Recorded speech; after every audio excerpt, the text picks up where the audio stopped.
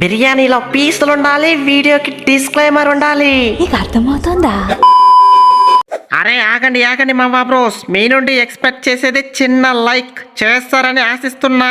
అలాగే వీడియోలోకి వెళ్లే ముందు చిన్న రిక్వెస్ట్, మన కాటేరమ్మ కొడుకుల పర్ఫార్మెన్స్ లో ఎవరి పర్ఫార్మెన్స్ నచ్చిందో తప్పకుండా కామెంట్ చేయండి.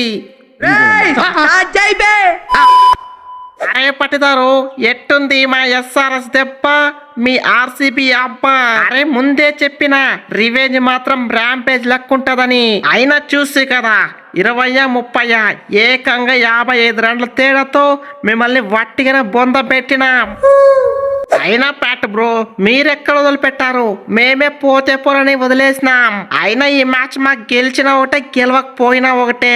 టాప్ 2లో ఫిక్స్ అయినాం, అందుకే పోతే పోనని మీ సెల్ఫ్ సాటిస్ఫాక్షన్ కోసం వదిలేసినాం.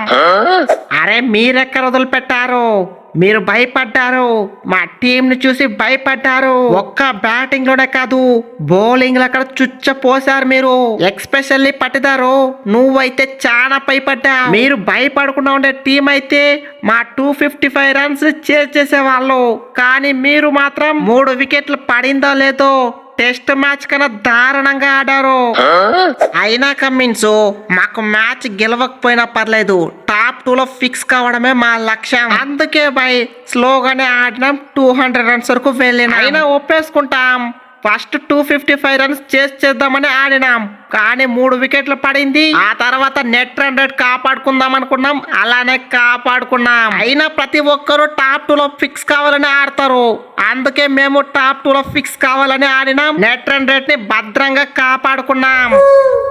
అరే కింగు, ఓ కింగు, ఎక్కడా నీ చేజ్ ఎక్కడా? కింగ్ అంటే చేజు, చేజ్ అంటే కింగ్ అనేవాళ్ళు. ఈ మ్యాచ్ లో నువ్వెక్కడ పోయినావు, నీ చేజ్ ఎక్కడ పోయింది?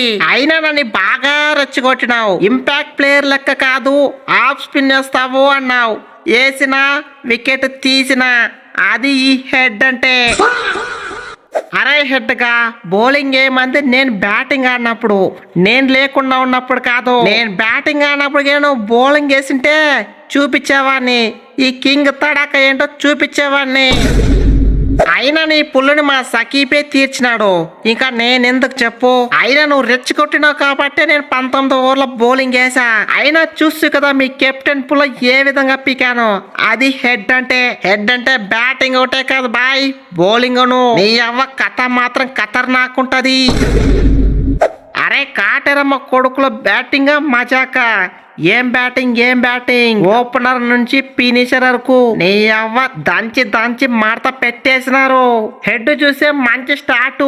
ఆ తర్వాత అభిషేక్ అయితే వట్టిగానే షేక్ ఆడిచ్చేసి హాఫ్ సెంచరీ పీసుకేసినాడు. ఆ తర్వాత కిషన్ అయితే ఆర్సీబీ పై రెండోసారి 79 రన్లతో ఊచకోతేటో చూపించాడు. ఆ తర్వాత కాటేరమ్మ పెద్ద కొడుకు క్లాసను ఏం కొట్టినాడు. బౌలర్లు అయితే చితక బాదినాడు. ఆ తర్వాత వచ్చిండు రెడ్డి, నితీష్ కుమార్ రెడ్డి, మంచి ఫినిషింగ్ తో 230 రన్స్ రావాల్సిందే 255 రన్స్ వరకు లాగా తీశాడు.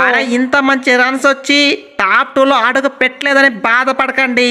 ఎలిమినేటర్ నుంచి కొట్టుకోపోతాం, 2016 రిపీట్ చేద్దాం. అరే మన కాటరమ్మ కొడుకులు అనుకుంటే జరుగుతుంది, జరిగి తీరుతుంది. అరే ఎక్కడ పేటన్నా, వాళ్ళపై 87 రన్స్ తేడాతో ఈజీగా గెలిచే ఛాన్స్ ఉంటాయి. కానీ పవర్ ప్లేలో నువ్వేమంటే రన్స్ మీద రన్స్. అరే ఈ సకీబు మలింగా లెక్కేసింటే టాప్ 2లో అడుగు పెట్టే ఛాన్స్ ఉండేది. కానీ పవర్ ప్లేలోనే రన్స్ ఇస్త్రీ, మ్యాచ్ సంకనాకిస్త్రీ. అయినా చూసి కదా పవర్ ప్లే లాస్ట్ ఓవర్ నాకు బౌలింగ్ ఇస్తవి, వట్టిగానే కింగ్ కోహ్లీని పీకి పడేస్తుంది. అది ఈ సకీబ్ అంటే.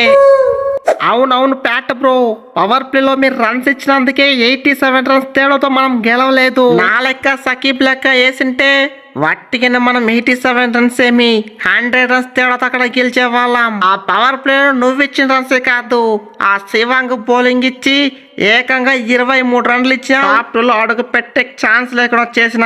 అయినా కష్టపడి అలా ఇలా కలిపి 2 పుల్లలు పీకిన. ఇది మరి మలింగ బౌలింగ్ అంటే. అయినా ఈ మ్యాచ్ లో మనం 87 రన్స్ తో గెలవకపోయినా ఆర్సీబీ ఫాస్ట్ బౌలర్లు అయితే చితగొట్టినాం. అరే ఒక్కొక్క బౌలర్ ని 50 రన్స్ పైన కొట్టినాం. అది మన ఎస్ఆర్హెచ్ బ్యాటింగ్ అంటే. నంబర్ 1 పర్పుల్ క్యాప్ బౌలరు భువీన్ అయితే 50 రన్స్ పైనే. ఆ తర్వాత హేజల్ వుడ్ వాడికి 50 రన్స్ పైనే. ఆ రసిక్ సలాం కి 50 రన్స్ పైనే. అరే వాళ్ళే కాదు బాయ్, ఉన్న మిగతా బౌలర్లు కూడా 10 ఎకానమీ పైనే కొట్టినా. ఇప్పుడు చెప్పండి రా అబ్బాయిలు, ఎస్ఆర్హెచ్ అంటే ఫైర్ అనుకుంటేవా? Wild fire. నీ అవ్వ కథ మాత్రం ఏకదమ్ ఉంటది.